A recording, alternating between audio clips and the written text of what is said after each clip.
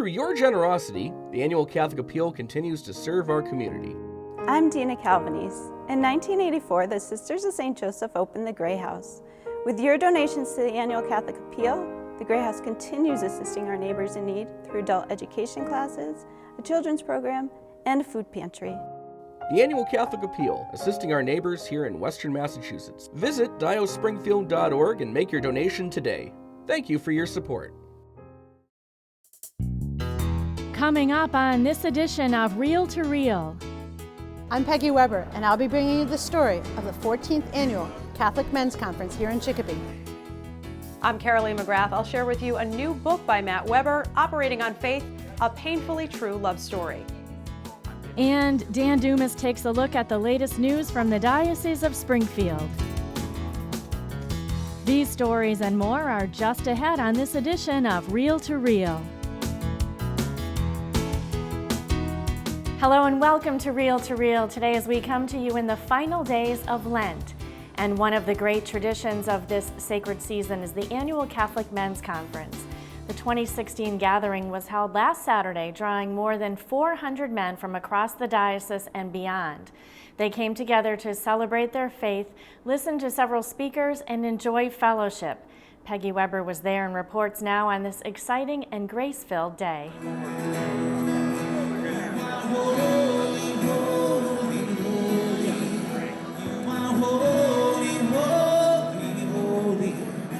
The 14th Annual Catholic Men's Conference was a day for holiness, and a lot more. The event featured talks by John Leonetti and two converts, Marcus Grodi and Peter Kraft. Marcus, the president of the Coming Home Network and host of EWTN's The Journey Home, said he was delighted to speak to the men. I never dreamed that I'd be invited to be a speaker to a bunch of Catholic men. I mean, that's a powerful privilege, and I'm very honored to do that. Marcus, a former congregational minister, converted to Catholicism 22 years ago. He said that his ministry focuses on a yearning for God. I think because, first of all, God has planted a seed in every person to desire Him, to come back to God. It's in everyone. Marcus flew in from his farm near Zanesville, Ohio. John Leonetti came from Des Moines, Iowa. He described himself as a speaker and author who loves Jesus and his faith and wants to share that joy. You know, happiness is a funny thing. Every one of us want to be happy in this world today. The problem is that so few are. He said that only in God would one find true happiness. However, he said that one must first learn more about God in order to love Him. Learning more about God was one of the goals for all who came to the conference. The day also offered fellowship, a chance to chat over a delicious boxed lunch provided by the Eastern States Exposition. The day also drew long lines and sincere hearts as 20 priests came and heard the confessions of the men. And Father Gary Daly conducted benediction and the popular Hem of the Garment Eucharistic procession. The day concluded with a Mass celebrated by Bishop Mitchell T. Rosansky. One of the fun things men get to do at the men's conference is to browse all the vendors' tables. They include religious items, swag from our partners at Catholic Television, and even special bread made in the recipe of Bishop Rosansky, honey bread from the Turner's Falls Knights of Columbus. It truly is a delicious day. The Knights said they named the bread in honor of Bishop Mitch and sell it to raise funds for charity. Men's prayer groups, booksellers, and many others enriched the day. And it was a family affair for the Freemans of Shelburne Falls and the Pierces of Greenfield. Paul Pierce invited his son, Sean Pierce, and grandsons, Nate Pierce and Kiernan and Miles Freeman. Well, I thought it would be a good experience to come with my grandfather and my uncle. They invited me to come, and I thought it was just a good opportunity to come and check it out. I thought it was really cool how reading can actually boost your faith, and I never really thought about it like that. His cousin Nate summed up his reasons for coming quite well. I'm a strong Catholic, and I was raised Catholic, and I love God. It's really awesome, and it's really good to get your faith stronger. Father Jonathan Reardon, chairman of the conference, was thrilled with the turnout and the great sense of faith felt all day during the conference. The energy level is up, the joy of the men is up, so the spirit here is just completely joy-filled and upbeat and uplifting and encouraging. Peter Kraft, a well-known author and professor of philosophy at Boston College, gave talks about conversion and evangelization. He became a Catholic at age 21 and said appreciating what is true and learning more about the faith are important. Our faith is so rich, we tend to think it's like an enormous building and we concentrate on the upper stories. I want to get to the foundation. He also said Catholics have to be better at evangelizing others. Jesus, when he gave the Great Commission, preach the gospel to all creatures, didn't give a postscript saying this applies to the clergy only. So this is mainly the laity's problem, and we're doing something about it. Energized, uplifted, and renewed, those attending the Catholic Men's Conference had a full day to learn, laugh, and pray. For Real to Real, I'm Peggy Weber. So I'm not sure how to start. Thanks, Peggy. It looks like a very spiritual and thought-provoking day. And the women will have their conference soon. The 9th annual event will be held Saturday, April 23rd, also at the Bellamy Middle School in Chicopee. So go to iobserve.org for more information. And also on our website, you can find information on the 2016 Annual Catholic Appeal, which is currently going on in the Diocese of Springfield. This year's theme is Lord Have Mercy, which is appropriate in this year of mercy. Joining us now with an update is Stacy DeBurn, Annual Appeal Coordinator. And thanks so much for being with us today, Stacy. Hi, Sharon. It's great to be here. Now, Stacy, the appeal has been active for 4 weeks now. What's the latest that you have in terms of money pledged? Well, I'm happy to say that we've exceeded $1 million already, and we're well on our way to our goal of exceeding $2.6 million this year. Okay, and how vital is support from the Annual Catholic Appeal to these agencies and programs that receive the funds? Well, I hear it time and again that there are so many of these programs that are supported by the appeal that they would have to close their doors if we didn't help them out. So every gift to the appeal is so important to the ongoing services that are provided in our community. All right, well, best of luck to you, Stacy. Thanks, Sharon. And again, if you would like to donate to the Annual Catholic Appeal, you can do so in your own parish, or you can donate online through a secure link on our website at iobserve.org. And please keep in mind that this weekly program, along with the Sunday televised Mass, the Chalice of Salvation, both benefit greatly from your support. And still to come on Reel to Reel, Operating on Faith. Author Matt Weber's new book reveals how love and faith helped him through a major health scare. And Spring Training. Baseball teams up with the Catholic faith. These stories and more are still to come on this edition of Reel to Reel.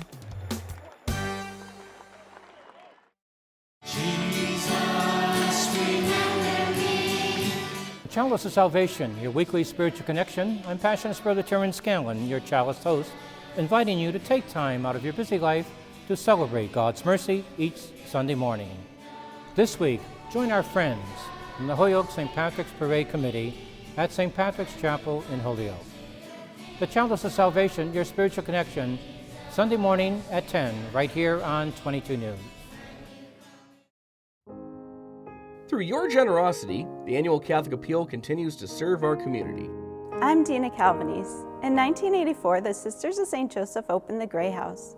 With your donations to the Annual Catholic Appeal, the Gray House continues assisting our neighbors in need through adult education classes, a children's program, and a food pantry. The Annual Catholic Appeal, assisting our neighbors here in Western Massachusetts. Visit diospringfield.org and make your donation today. Thank you for your support. Springfield Diocesan Cemeteries now offer above-ground entombment at 2 locations in Springfield, St. Michael's and Gate of Heaven cemeteries. Both Catholic mausoleums are open daily from 8:30 to 3:30. For more information or an appointment with our Family Counseling Office, call 413-733-6019. That's 413-733-6019. Our family has spanned the centuries and the globe. With God's grace, we started hospitals to care for the sick. We established orphanages and help the poor. We are the largest charitable organization on the planet, bringing comfort to those in need. We educate more children than any other institution. We developed the scientific method and founded the college system. We defend the dignity of human life and uphold marriage. Guided by the Holy Spirit, we compiled the Bible. We are transformed by sacred scripture and sacred tradition, which have guided us for 2,000 years. We are the Catholic Church, with over 1 billion in our family, sharing in the sacraments and fullness of the Christian faith. Jesus started our church when he said to Peter, the first pope, "You are rock, and upon this rock I will build my church." So if you've been away from the Catholic Church, we invite you to take another look. Visit CatholicsComeHome.org today. We are Catholic. Welcome home.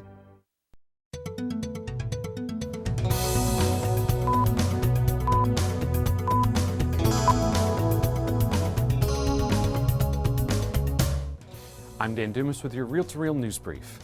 This past Thursday, Mercy Medical Center announced that it had been awarded $2.5 million over the next 5 years in grant monies to support a collaborative community health project designed to improve the health and well-being of low-income adults and children.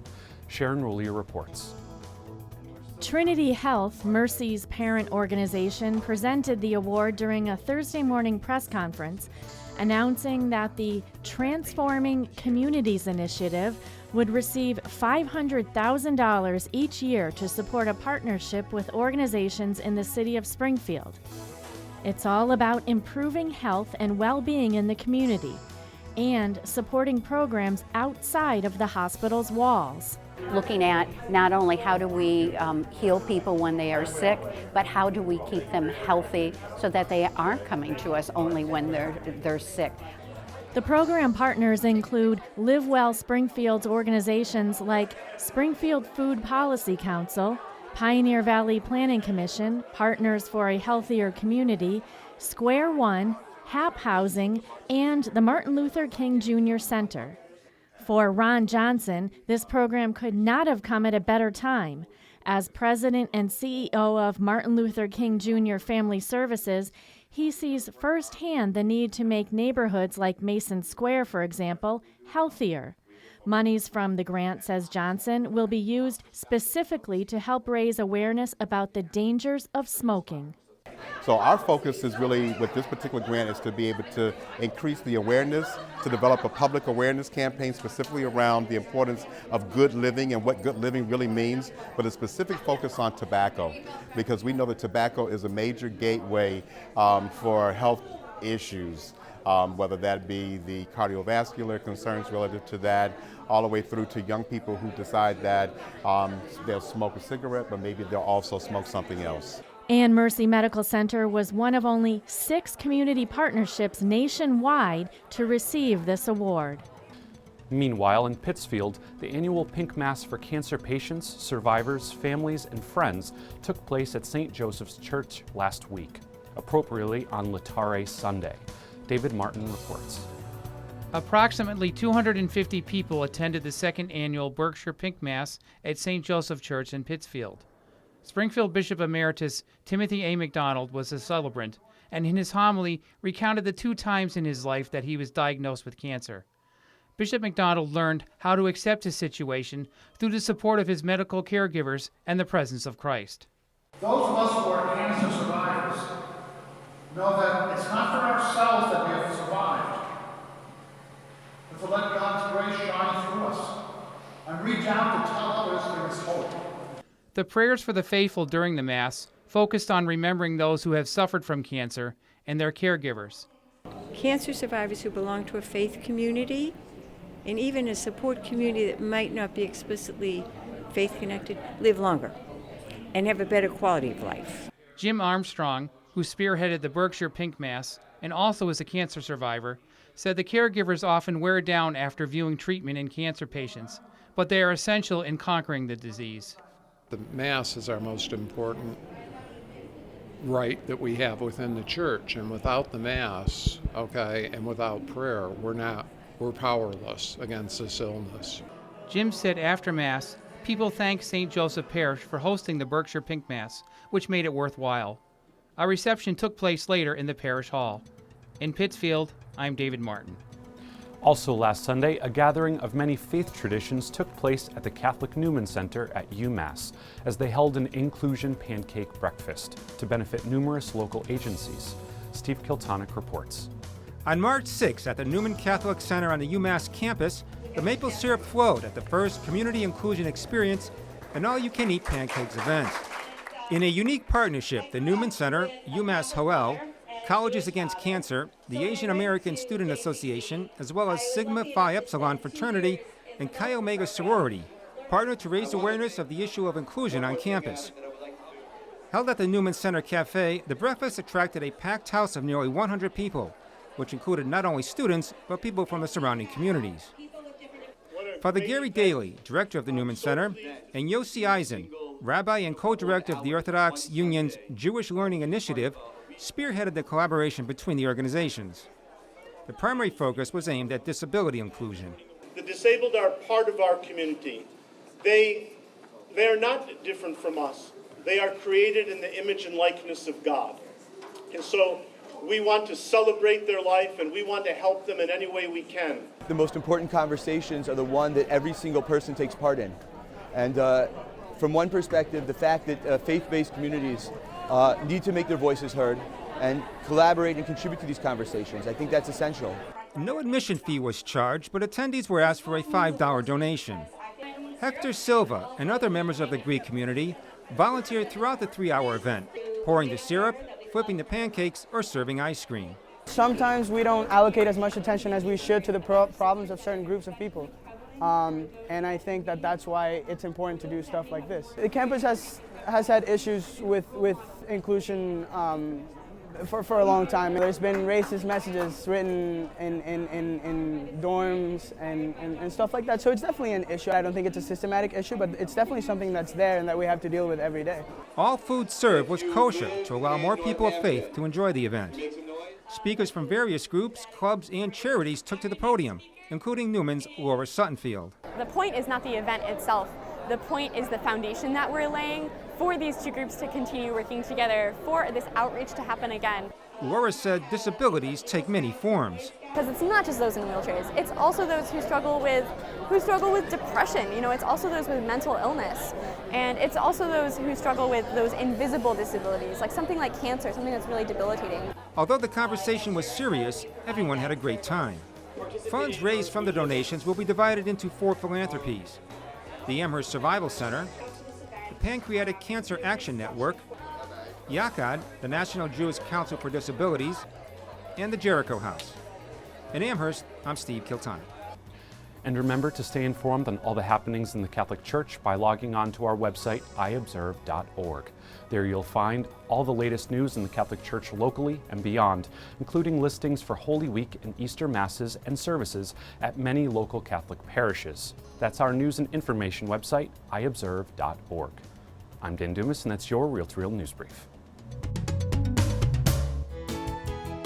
You are watching Real to Real, your window on the world around you. Here again is your Real to Real host, Sharon Roulier. We turn now to the story of a modern-day Job, a story of faith and enduring love. Operating on Faith is the title of a new book by Matt Weber, a Cathedral High grad and the son of a very proud mother, our very own Peggy Weber. In this deeply personal book, Matt recounts how he relied on love and faith to get him through a major health scare. Carolee McGrath shares his story. Okay, let's go. After you, sweetie. In many ways, Matt and Nell Weber are like other young married couples just starting out. They're saving for the future and looking forward to growing their family. But just 2 months into their marriage, Matt and Nell quickly understood the vows they took, especially in sickness and in health. Matt began having severe stomach problems. The condition quickly became life-threatening. My stomach literally burst open and contents of it spilled out into my body. They had to literally cut into my abdomen, open me up, remove the bottom third of my stomach, sew me back up, staple me back up, and then stick me in a hospital for about 10 days. Matt was only 29 years old when he had his surgery 2.5 years ago. Doctors diagnosed him with peptic ulcer disease, which perforated his stomach. The situation was grave, but Matt, who can't help cracking jokes, says humor and, more importantly, faith pulled him through this very difficult time. He's sharing his story in a new book, Operating on Faith, a painfully true love story, published by Loyola Press. So anytime one goes through some bit of trauma in their life, there's a couple different ways in which you can react to it. You can kind of fester and feel bad for yourself, or you can look and say, hey, what did I learn from this experience? There's a great T.S. Eliot quote, which is, I had the experience, but I missed the meaning. And I guess I was trying to think, what was the point of all this, this surgery, this bad experience in my life, all in the first year of my marriage. Why did this happen? And I guess writing the book is exploring the answer to why did this happen and what is the good that was pulled from it. Matt, who has his master's degree from Harvard University, is the director of digital communication strategy on campus. He's also the host of the Catholic TV show, The Lens. Matt's first book, Fearing the Stigmata, was also published by Loyola.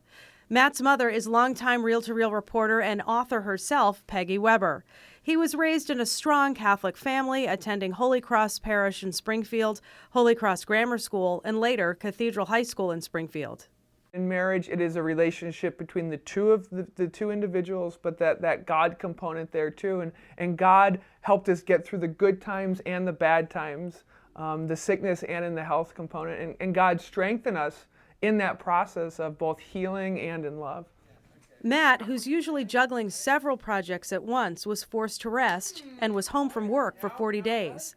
Nell, who's pursuing her doctorate in education, also at Harvard, was suddenly a new bride, taking care of a very sick husband. It's easy to love someone in the easy times, and it's harder when things are tough. And knowing that we've already had, some tough times makes the tough times in the future seem more manageable. Nell says it was a privilege to be able to take care of Matt. One thing that I think is important to know about this book is just how funny it is. I think that's a big part of Matt's mission in trying to spread the word of his faith and of Catholicism, is that these are serious subjects, talking about faith, talking about suffering, about maybe being a little bit angry with God, but also finding joy and humor. The young couple enjoys living close to Harvard and to Boston. They attend St. Raphael Parish in Medford. Matt is now sharing his story with audiences across the country. And not only is he hoping to inspire people, but to remind them that no matter what circumstances they're facing, God is bigger. Looking at the example of Jesus, especially in Lent, is a very heartfelt, wonderful example of how to get through tough times and knowing that there is resurrection on the horizon. And Matt and Nell hope that Catholics remember that, especially during this Lenten season. Operating on Faith can be purchased at Barnes & Noble and online at Loyola Press and Amazon.com. Reporting for Reel to Reel, I'm Carolee McGrath. What an amazing story, and Operating on Faith can be purchased at Barnes & Noble and online at loyolapress.com and amazon.com. Now to baseball and spring training. For some major league players, spring training is also an opportunity to immerse themselves in their Catholic faith. They do so with a little help from chaplains and a faith-based organization. We learn more now from this Catholic News Service story from Arizona.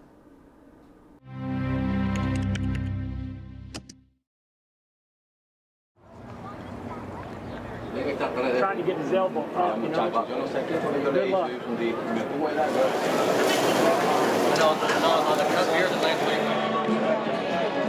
As a player, you love spring training. You can get really up and close and personal with the fans. It's a time to reconnect with your teammates you haven't seen in 4 months, and just a time to get ready for the baseball season. It's what you dreamt of as a little boy, and you get to do it every day in 80-degree weather here in Arizona. So also the greatest part of spring training is baseball is God's sport, and obviously as members of the Catholic Church, spring training coincides with Lent. So usually we report right around Ash Wednesday. We come to the first couple days of spring training with dirty foreheads is what my Protestant friends call me. Hey, you guys got dirty foreheads, what's this about? And then opening day usually is the day after Easter Sunday. So spring training is a time not only preparing for opening day as a baseball player, but most importantly, it's preparing for the sacred Easter Triduum as a Catholic, and it's a time of almsgiving and fasting and prayer, and I love spring training because of that. Not only because of baseball, but because of my role as a Catholic man is preparing for Easter. Catholic Athletes for Christ has a stable of priests to serve as chaplains for Major League Baseball players. Pro ball and The service is to provide the sacraments to the players so the players are able to practice their faith, and should they wish, and many thankfully do wish, to go deeper in their faith, we arrange opportunities for them to have spiritual direction with the priest. We have a baseball retreat going on for 8 years at the end of the season for 3 days. We're developing a similar program for the National Football League players and coaches. I love baseball and I like to go watch games. So I have Mass for the Padres and enjoy it. And I come out here to spring training to meet them and to see how they're doing and try to keep their faith alive and have some reason to come to Mass. So that's why I'm here. They do a great job helping us now where we can have Mass at the stadium at the majority of places we go. So the old days of having to wake up at 5 o'clock for a 6 o'clock Mass on a Sunday. Sundays are usually 1 o'clock games, so it's a lot in the mornings. So to have that is just very convenient for all the players to have access to that. And that's definitely like a good refresh and reset after a good week or a bad week. You can just kind of go in there and relax and just let it all out and start fresh for the next week. When I walk to the ballparks, I say the rosary. It just kind of balances me a little bit. It kind of puts my priorities in the right place. It lets me know that I don't have to worry about a lot of things because God's got it under control.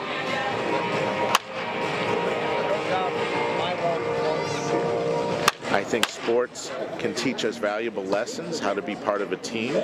I think it teaches us fair play, sportsmanship. I think sports also helps us to distinguish between an opponent and an adversary.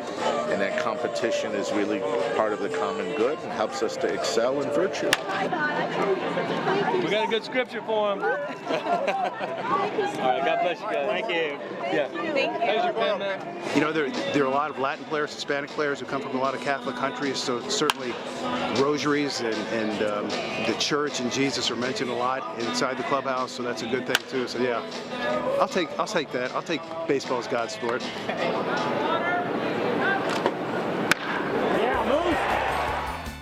And opening day is not far away. The Red Sox play at Cleveland on Monday, April 4th. And after last season, they can use all the prayers they can get. For this week, that's Real to Real. Remember to get up to date on the news on the Catholic Church and the Diocese of Springfield and around the world. You can log on to our news and information website at iobserve.org. And also, please friend us on Facebook. We are at Catholic Communications. And on behalf of our entire team at Catholic Communications, we send our condolences to Monsignor Christopher Conley on the passing of his father, Robert, last week. Our thoughts and prayers are with the Conley family. And join me again next week at this same time for a special St. Patrick's Parade weekend edition of Real to Real as I take you again to the Emerald Isle. That's next week at this same time for another edition of Real to Real, your window on the world around you. Have a great week. Real to Real is a production of the Catholic Communications Corporation, funded in part by the annual Catholic Appeal, and the support of you, our faithful viewers.